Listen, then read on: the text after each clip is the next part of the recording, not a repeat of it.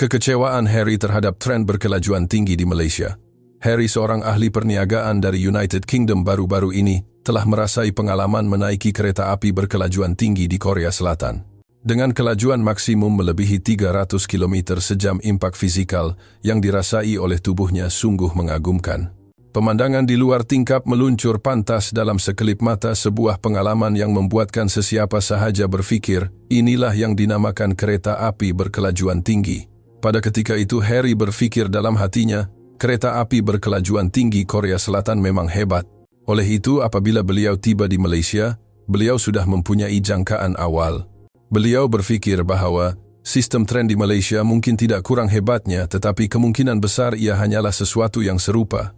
Malah di sudut hatinya yang paling dalam beliau beranggapan bahawa dari segi sensasi kelajuan Korea mungkin lebih unggul. Baginya, kuasa yang dirasai oleh tubuh barulah menunjukkan kelajuan yang sebenar. Dengan pemikiran sebegitu, beliau menaiki tren berkelajuan tinggi di Malaysia. Namun selepas tren mula bergerak, tiada apa yang berlaku. Tiada gegaran, tiada bunyi bising, malah beliau langsung tidak dapat merasakan aura kelajuan tersebut. Harry mula berasa rimas. Pelik sungguh. Ini jenis kereta api berkelajuan tinggi, apa fikirnya? Di Korea beliau dapat merasakan kelajuan itu dengan begitu kuat melalui tubuhnya. Tetapi di Malaysia, tren ini seolah-olah pegun dan tidak bergerak. Harry merasakan tren di Korea lebih meyakinkan. Namun pada saat berikutnya apabila beliau secara tidak sengaja memandang keluar tingkap, segala logik akalnya seakan-akan hancur dalam kesunyian. Apa sebenarnya yang berlaku pada tren berkelajuan tinggi di Malaysia? Selepas ini nilai dan persepsinya akan berubah sepenuhnya. Sebelum cerita diteruskan, pastikan Anda menekan butang langgan suka dan super thanks untuk menyokong kami. Dengan cara ini, sistem akan mencadangkan video yang sesuai untuk Anda secara otomatik pada masa hadapan. Selain itu, pautan video yang disyorkan juga disediakan di ruangan penerangan. Selamat menonton. Bagi Harry, perjalanan jauh bukanlah sesuatu yang asing. Beliau telah bekerja dalam bidang jualan di United Kingdom selama lebih 10 tahun, berulang-alik menaiki kapal terbang, kereta api, dan kereta di seluruh dunia. Beliau sentiasa mengejar masa. Baginya pergerakan hanyalah cara untuk sampai ke destinasi. Berbanding keselesaan persoalan, sama ada beliau sempat sampai tepat pada waktunya adalah jauh lebih penting. Pada hari itu Harry bersama istrinya Emma dan senior di tempat kerjanya, Daniel, berada di Korea Selatan. Mereka merancang untuk menaiki tren berkelajuan tinggi dari Seoul ke Busan. Dengar kata kelajuan maksimumnya melebihi 300 km sejam, kata Daniel. Harry hanya mengangguk perlahan. Di Eropah terdapat banyak tren dengan kelajuan yang serupa. Walaupun pantas ia biasanya bising dan bergegar, bukanlah tempat yang sesuai untuk bekerja.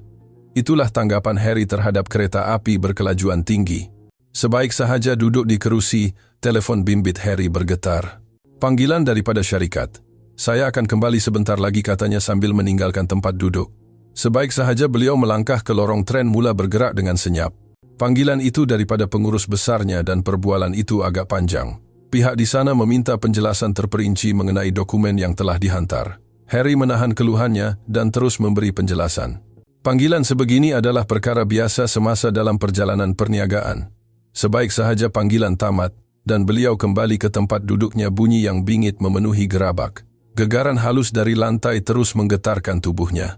Setiap kali memasuki terowong, beliau merasakan kesakitan tajam di dalam kepalanya, menyebabkan beliau mengerutkan dahi. Ini sungguh tidak selesa, rungutnya. Suara Daniel dan perbualan di tempat duduk sebelah pun tidak kedengaran jelas.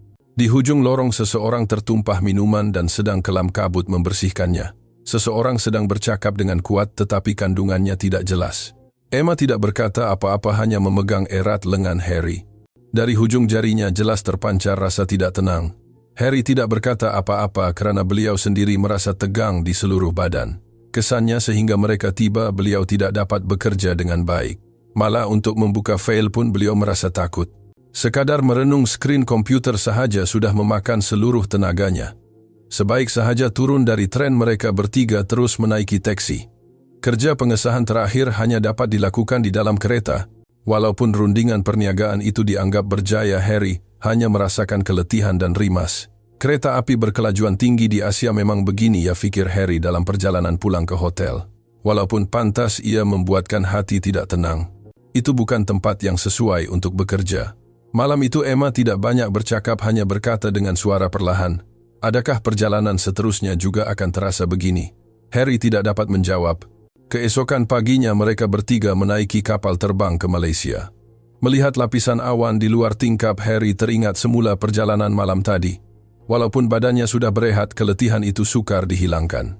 Gegaran dan bunyi bising itu seolah-olah masih tersisa di dalam kepalanya.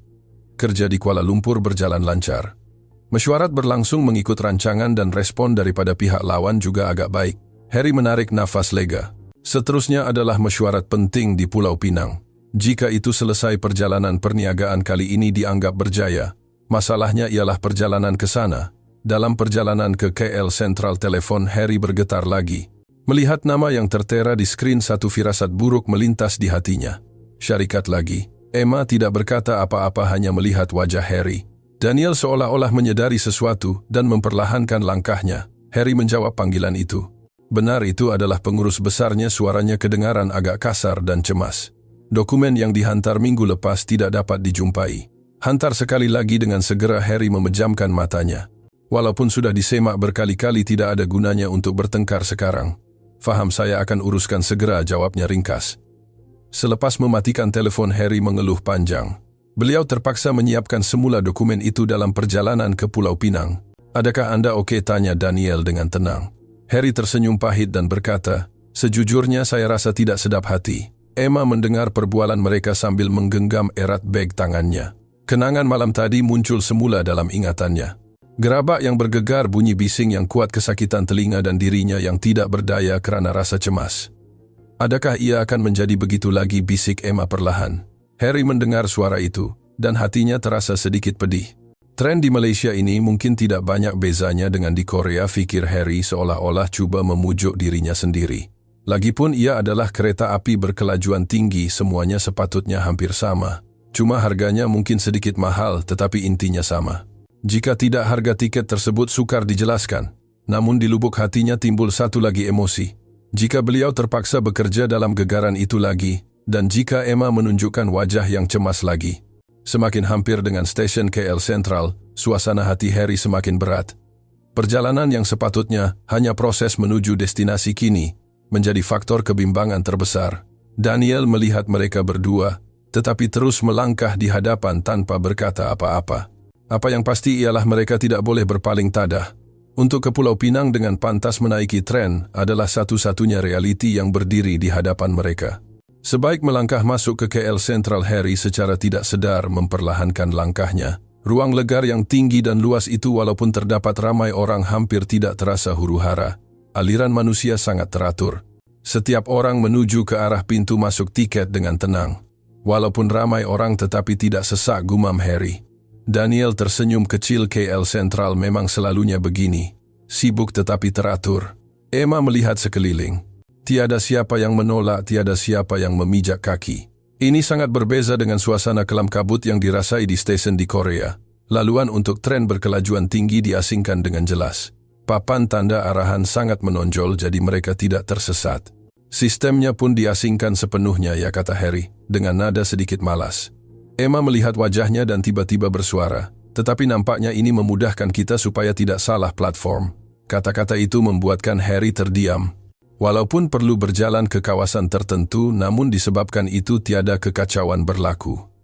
Memegang tiket yang berwarna cerah, mereka menuju ke platform bawah tanah.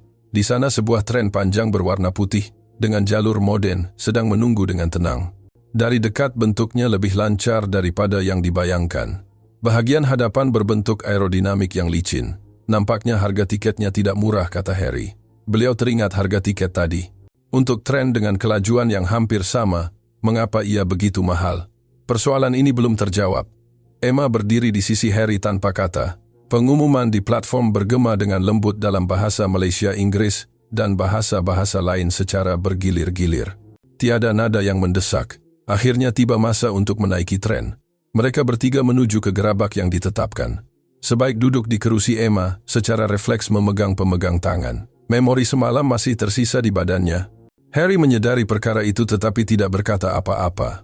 Sebaliknya beliau memakai fon kepala pembatal bunyi dan menarik tirai tingkap. Lagipun ia akan mula bergegar sekejap lagi, fikirnya, sambil membuka komputer. Beliau mesti menyiapkan dokumen untuk pengurus besarnya di sini. Daniel juga membuka komputer di tempat duduk lorong dan mula bekerja dengan senyap. Emma menarik nafas dalam-dalam di antara mereka berdua dan memejamkan matanya. Musik pelepasan sepatutnya sudah berbunyi tetapi Harry tidak mendengarnya. Dunia di sebalik fon kepalanya terputus.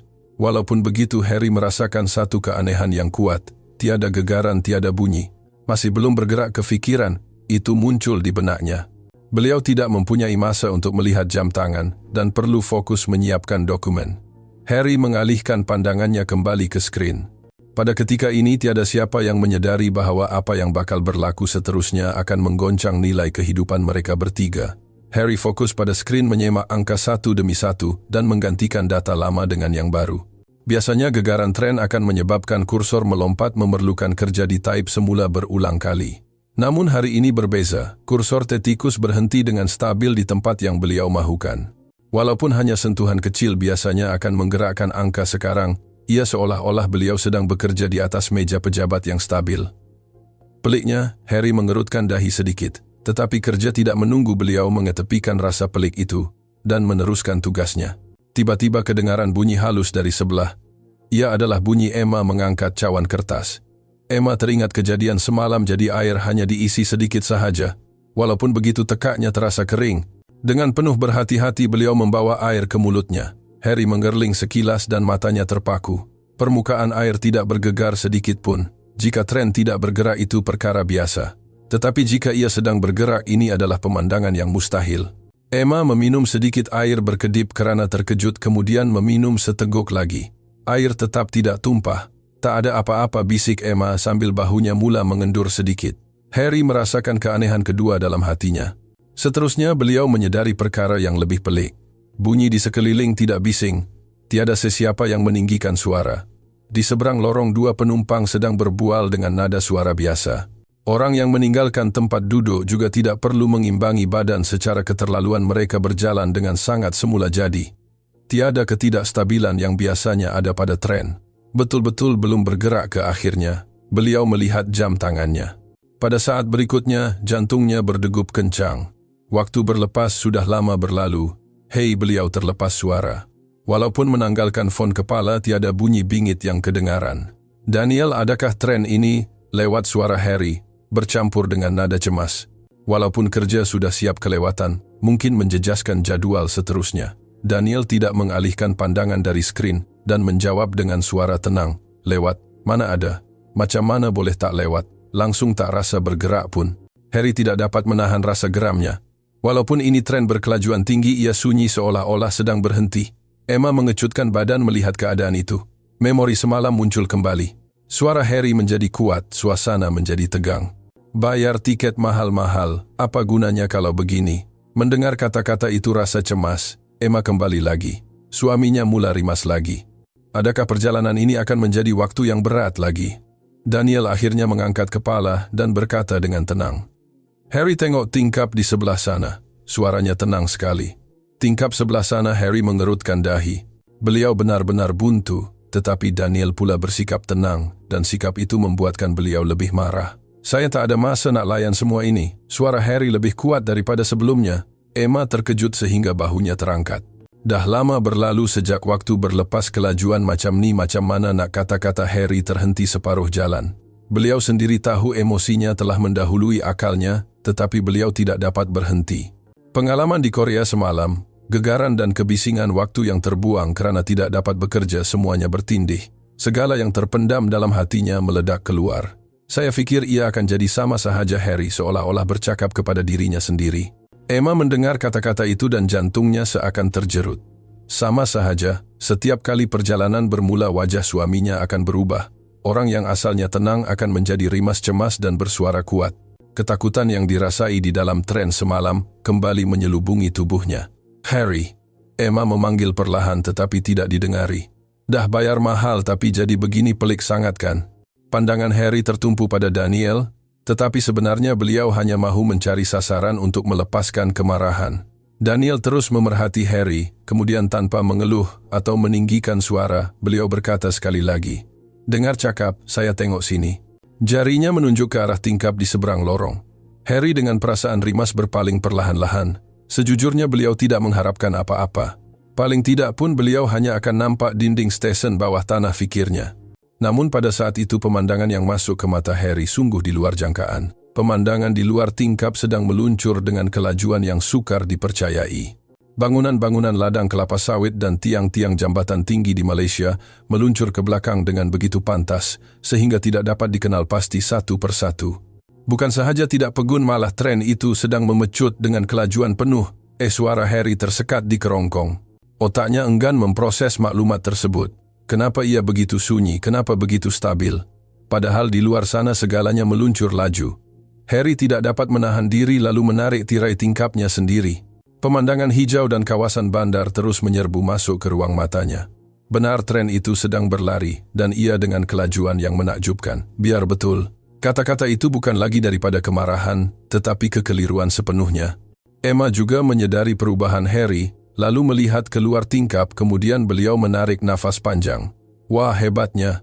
Suaranya tidak lagi mengandungi ketakutan. Sebaliknya hanya kekaguman murni. Daniel melihat reaksi mereka berdua dan akhirnya tersenyum kecil. Tengok tak lewat pun kan Harry tidak mampu berkata apa-apa. Beliau merasakan kemarahannya tadi hilang begitu sahaja. Rupa-rupanya bukan tren yang tidak bergerak, tetapi deria rasanya yang tidak bergerak. Harry terdiam seketika. Pemandangan di luar tingkap seperti anak panah yang terbang. Tidak syak lagi ia dalam kelajuan tinggi. Namun kaki belakang badan dan telinganya tidak memberi sebarang isyarat bahawa beliau sedang memecut. Dari segi logik beliau faham, tetapi tubuhnya sukar menerima perasaan sebegini. Bagi Harry ini adalah kali pertama. Memang tengah bergerak ya. Suaranya yang akhirnya keluar sudah kehilangan kekasaran tadi. Daniel mengangguk dan kembali duduk dengan selesa. Kita akan sampai ke stesen perhentian pertama sebentar lagi. Mendengar kata-kata itu badan Emma menjadi sedikit kaku. Memori semalam muncul kembali. Rasa hentakan semasa brek ditekan badan akan terdorong ke hadapan. Perasaan yang memerlukan seseorang mengetap gigi. Emma tanpa sedar memegang semula pemegang tangan. Harry menyadari perkara itu dan hatinya terasa pedih. Mungkin tak ada apa-apa. Walaupun berkata begitu, beliau sendiri tidak yakin kerana beliau pun belum percaya sepenuhnya kepada tren ini. Tidak lama kemudian, pengumuman dalam tren berbunyi dengan suara yang tenang, memaklumkan perhentian seterusnya di Ipoh. Tren mula memperlahankan kelajuan dengan senyap. Walaupun begitu hampir tiada gegaran dirasai. Emma sudah bersedia dan memejamkan matanya. Tiada apa-apa yang berlaku. Apabila beliau menyadarinya, tren sudah pun berhenti. Tiada hentakan, tiada bunyi. Emma membuka matanya dengan penuh berhati-hati. Di luar tingkap adalah pemandangan platform stesen Ipoh. Orang ramai sedang beratur dengan tenang.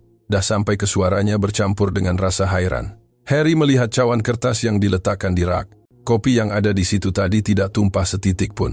Permukaan air tenang seperti cermin. Sukar dipercayai, bisik Harry.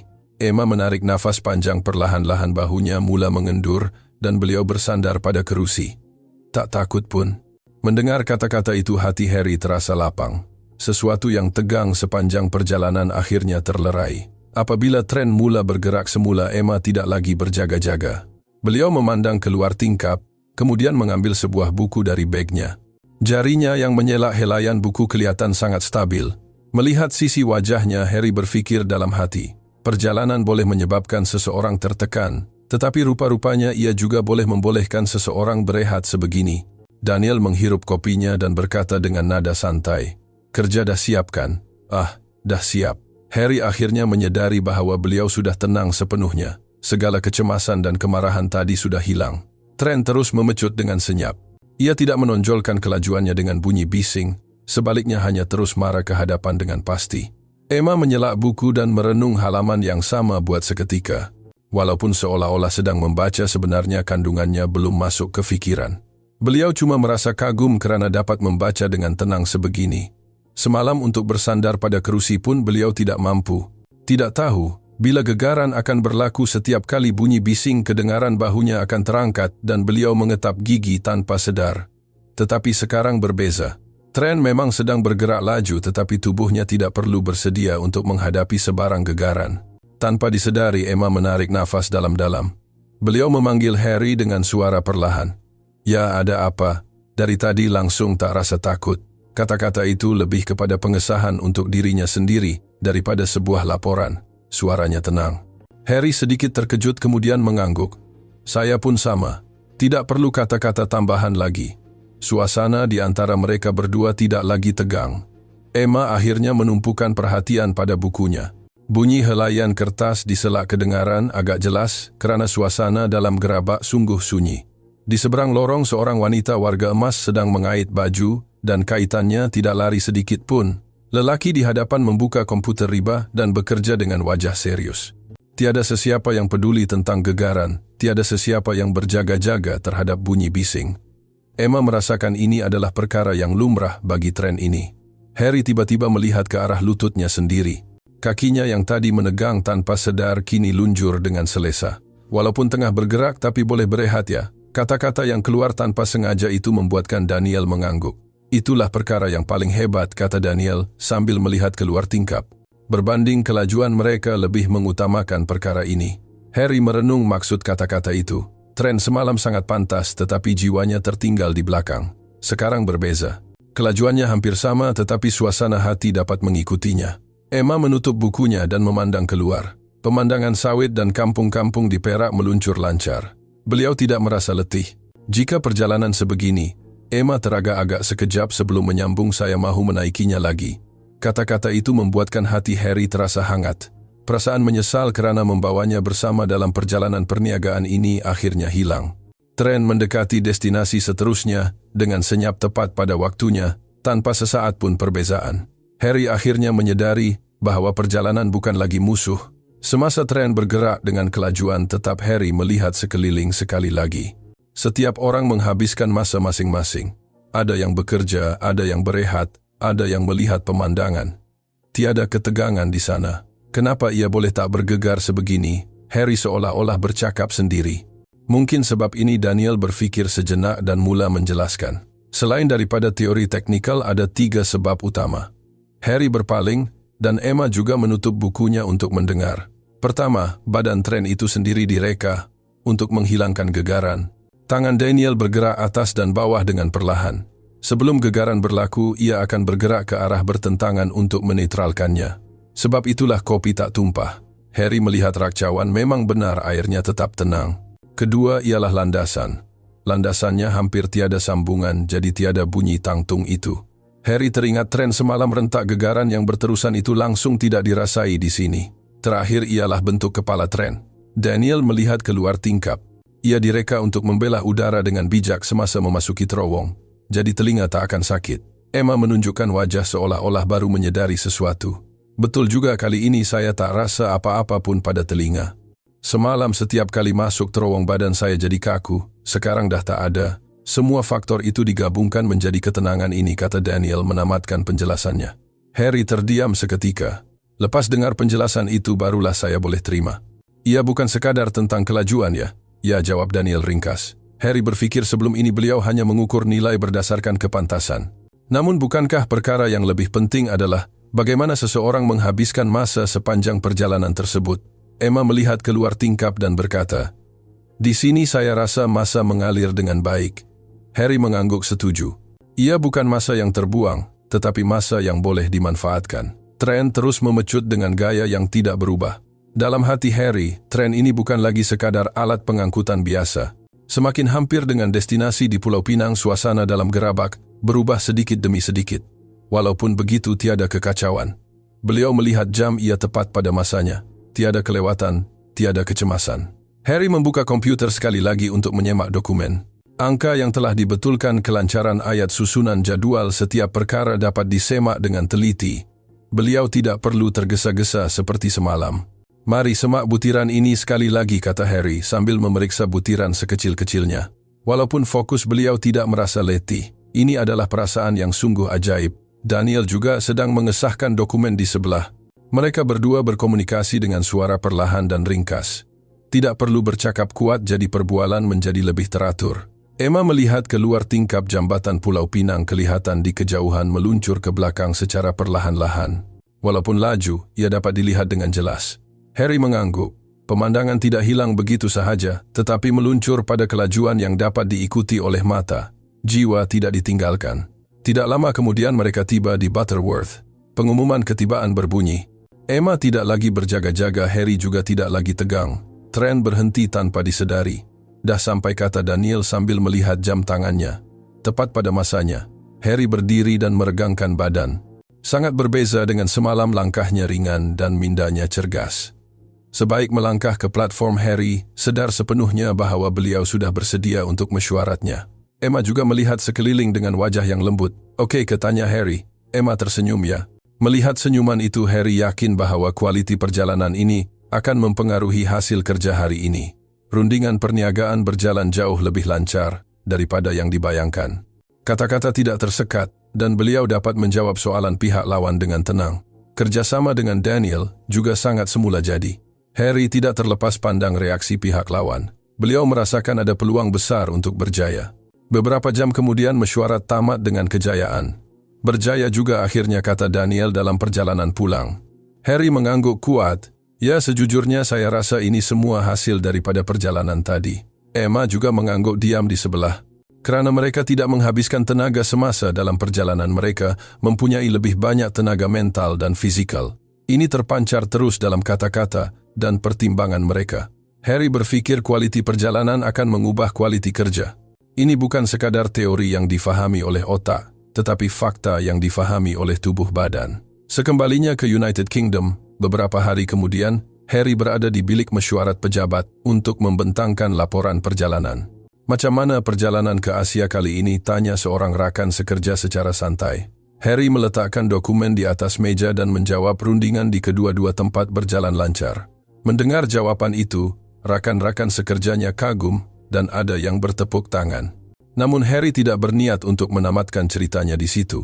Tapi apa yang saya benar-benar mahu kongsikan bukanlah tentang rundingan itu. Rakan-rakan sekerjanya memandang Harry dengan hairan. Beliau jarang bercakap tentang topik kereta api. Harry memilih perkataannya dengan teliti. "Sejujurnya saya pernah merungut tentang tren berkelajuan tinggi di Malaysia." "Merungut?" Sebab lembab ke seseorang bertanya sambil ketawa. "Itu gurauan kan, padahal ia sangat laju." Harry menggeleng. "Saya serius. Saya ingat tren itu tidak bergerak." Seketika, suasana menjadi sunyi. Tren itu sedang memecut, tapi saya langsung tak perasan. Sebab tiada gegaran dan tiada bunyi bising. Saya salah sangka yang ia sedang berhenti. Daniel juga mengangguk diam. "Saya pun ada di sana." Apa yang Harry cakap itu betul. Wajah rakan-rakan sekerjanya berubah. Mereka akhirnya faham bahwa ini bukan gurauan. Harry berkata, "Dulu saya hanya mementingkan kelajuan, hanya menilai berdasarkan angka. Tapi tren itu berbeza." Dalam fikirannya muncul gambaran gerabak yang sunyi, kopi yang tidak bergegar, dan sisi wajah Emma yang mula tenang membaca buku. Sunyi, boleh bekerja, boleh berehat, dan yang paling penting, istrinya tidak berasa takut. "Saya pernah meragui kelajuannya, tetapi akhirnya saya kalah kepada ketenangannya," kata Harry dengan jelas. "Saya rasa perjalanan sepatutnya menjadi begitu. Tidak meletihkan, tidak merampas fokus, sebaliknya menyegarkan badan dan minda." Seseorang berbisik. "Kalau tak alami sendiri memang tak akan tahu, ya?" Harry mengangguk. "Betul, hanya mereka yang pernah mengalaminya sahaja yang akan faham." Selepas mesyuarat tamat, Harry menghantar mesej kepada Emma tentang rancangan untuk ke Malaysia lagi pada masa akan datang. Beliau terus menerima balasan. "Boleh kita naik tren itu lagi?" Harry tersenyum sendiri. Dahulu beliau takut akan perjalanan dikawal oleh kemarahan dan menganggap tren sedang berhenti sehingga tidak mahu melihat keluar tingkap. Saat itu kini terasa seperti masa lalu yang jauh. Kelajuan boleh diukur dengan angka, tetapi keselesaan dan ketenangan hanya boleh dirasai oleh tubuh badan. Harry sudah mengetahuinya sekarang. Perjalanan hari itu bukan sekadar perpindahan tempat, tetapi masa di mana nilai hidupnya berubah secara senyap. Bagaimana pendapat Anda tentang video hari ini? Sila kongsikan pendapat dan perasaan berharga Anda di ruangan komen. Terima kasih kerana menonton, kita jumpa lagi di lain masa.